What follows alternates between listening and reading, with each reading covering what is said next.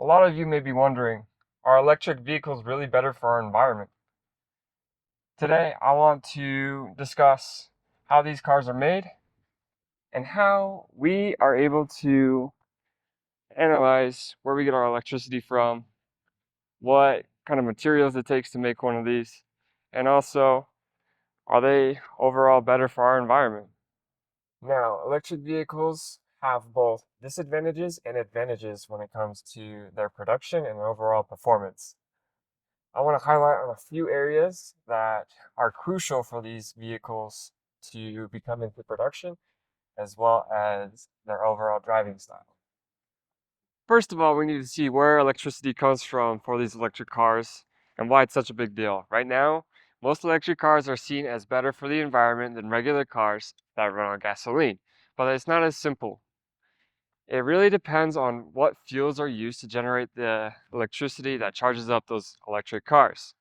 If a lot of coal is being burned to make that electricity, then it actually makes the electric cars not so green after all. That's because coal is a big source of pollution, and we want to move away from that, move away from using that. Our power plants need to get cleaner before we can say electric cars are totally good for our environment. Right now, they're still making some pollution, just in different ways. But there's hope. We're working on making our power plants use more renewable sources like wind and solar, which are much cleaner for our environment, as you can see right here. On top of this apartment building, they have installed solar panels to help collect energy for the things that they are in need of. This is another way that we are able to collect energy naturally. We're here now downtown in Salt Lake City. Right behind me is the Gatsby plant. This plant is responsible for producing electricity by using natural gases. According to a study on AEI.gov, 53% of electricity in 2022 was produced by burning coal. About 26% was used with natural gases, and the rest is added up with our renewable resources here in Utah, like solar panels and wind turbines.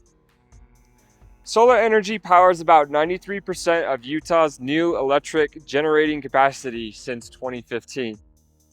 As you can see from this study here, we are innovating, and it's very crucial that we do this year by year to make sure that we have cleaner resources and cleaner electricity for these electric vehicles.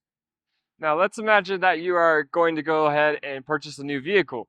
You roll up to the dealership and you're like, hey, I want this brand new car. And they're like, all right, well, you're gonna have to pay us every 5 to 6 months for an oil change, $65 roughly. And then further down the road, you gotta do more maintenance on your vehicle.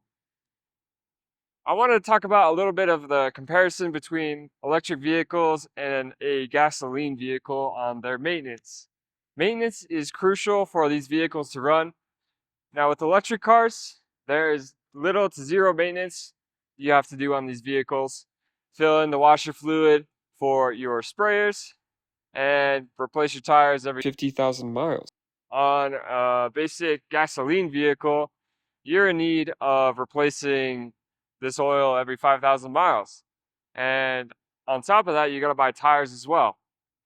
And maybe an air filter or a filter for the inside of the car called a cabin air filter, or brake fluid replacement, stuff like that. Um, Overall, electric vehicles really use less of a demand on your vehicle and ultimately on your wallet as well. So let's now talk about production and what it takes to produce one of these vehicles. So coming upon a research done on recurrentauto.com, this chart lays it out perfectly, but electric vehicles the battery manufacturing takes about 5 tons of CO2. Vehicle manufacturing takes about 9 tons. And then to fuel / electricity for these vehicles takes about 26 tons with our current market of burnings. burning coal as well as using natural gas. So the total CO2 for an electric vehicle is 39 tons, as where with a hybrid, you have 47 tons in total. And with an overall total of gasoline vehicles, it's 55 tons of carbon dioxide into our environment. And as you can see from this chart, electric vehicles take the win in this section as well. Now let's talk about our overall vehicle production and where we need to get these materials from. For a lithium battery, it is required that we have lithium. Now, where do you think we get that? Well, we get that from the lithium triangle, and that is located right in between Argentina, Chile, and Bolivia. The lithium triangle is responsible for about 56% of all of the lithium in the world, and that is crazy. Another resource that we are in need of is cobalt. Unfortunately, we have some unethical issues tied along with mining cobalt over in the Democratic Republic of Congo. They are responsible for producing over more than 50% of all cobalt in the entire world. Now, with these two resources, it does require a lot of mining and manufacturing of those minerals.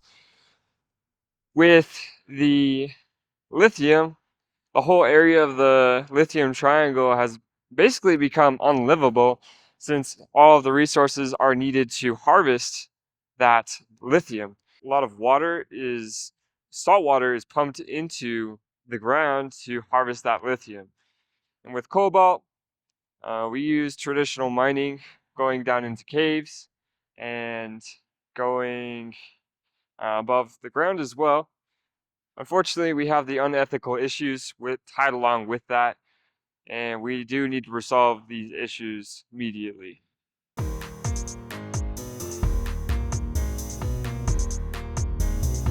Mining it straight from the earth the first time around. This Li-Cycle spoke in Arizona has the ability to process up to 18,000 tons worth of lithium-ion battery material every single year. The black mass will go onto Li-Cycle's Rochester hub facility in New York, which is currently under construction. The black mass gets processed right back into valuable battery-grade materials like lithium carbonate, nickel sulfate, and cobalt sulfate. The question of whether electric vehicles are truly better for our environment is complex.